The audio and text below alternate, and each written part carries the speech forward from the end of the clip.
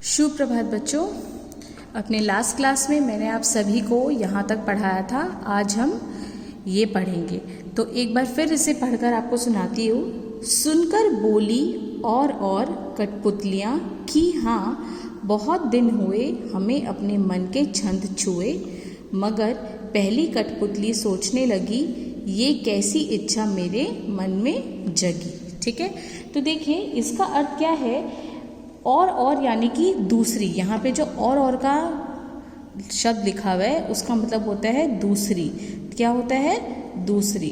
ठीक है, फिर उसके बाद यहाँ पे क्या कह रही है? मन के छंद छूना।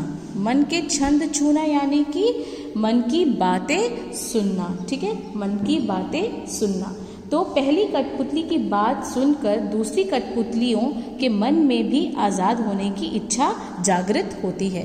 जब पहली कठपुतली की बात सुना गया तो और कठपुतलियाँ जो है उनके मन में भी क्या होता है? उनके मन में भी आज़ाद होने का इच्छा जागृत होता है। ठीक है, वे भी उसकी हाँ में हाँ मिलाने लगती है। वे भी क्या करती है? उसकी की हाँ सुनकर बोली और कठपुतलियाँ। सुनकर बोली और कठपुतलियाँ यानी कि उसकी बात, एक कठपुतली की बात सुनकर दूसरी कठपुतलियाँ भी ये कहती है कि हमें भी आज़ाद होना है। वो कहती है हाँ मिलाने लगती है और कहती है, सचमुच अब बहुत हो चुका, हम अपने मन की कोई इच्छा पूरी नहीं की। हम भी अपने मन की इच्छा कोई भी पूरी नहीं की।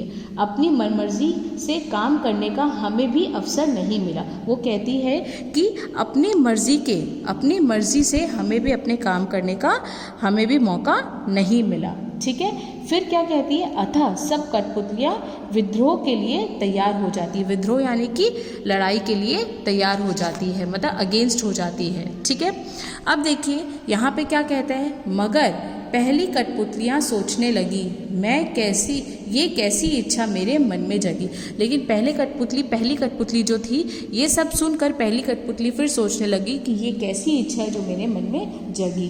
वो कहती है कि पहली कठपुतलियाँ की बात सुनकर जब सभी कठपुतलियाँ आज़ाद होने के लिए विद्रोह करने की तैयार हो जाती है, तो पहली कठपुतली सोच में पड़ जाती है कि पहले उसने केवल अपनी आज़ादी के विषय में ही सोचा था। उसने सिर्फ अपनी आज़ादी के विषय में सोचा था पहली कठपुतली, लेकिन इससे क्रोधित हो गई, इसलिए वह क्रोधित हो गई थी, वह गुस्सा हो गई थी। परंतु अब जब उस पर सारी कठपुतलियों की आज़ादी की जिम्मेदारी आ गई तो वह सोच समझकर कदम उठाना ज़रूरी समझती है। आज़ाद हो जाना बहुत सरल है, परंतु आज़ादी को बनाए रख पाना बहुत कठिन है। वो कहती है कि पहले वो सेल्फिश होकर अपने बारे में ही सोचती है और वह दूसरी कठपुतलियों के बारे में नहीं सोची, लेकिन अब वो ये सोचती है कि दूसरी कठपुतलियों की आज़ादी भी मेरी ही जिम्मेदारी है। तो अब उसे सोचकर कदम उठाना है। वह ये ज़रूरी समझती है कि अब उसे सोचकर कदम उठाना पड़ेगा। आज़ाद हो जाना बहुत सरल है। बोल रही है कि आज़ाद होना तो बहुत सरल है, लेकिन उस आज़ादी को बनाए रखना बहुत कठिन है। समझे? तो इस कविता को आज हम यहीं पर समाप्त करते हैं। अपने नेक्स्ट क्लास में मैं इसके क्वेश्चन आंसर्स के साथ स्टार्ट करूंगी। आज के लिए यही। आप इस वीडियो की हेल्प से इस कविता को समझने की कोशिश करें। आज के लिए यही। Thank you.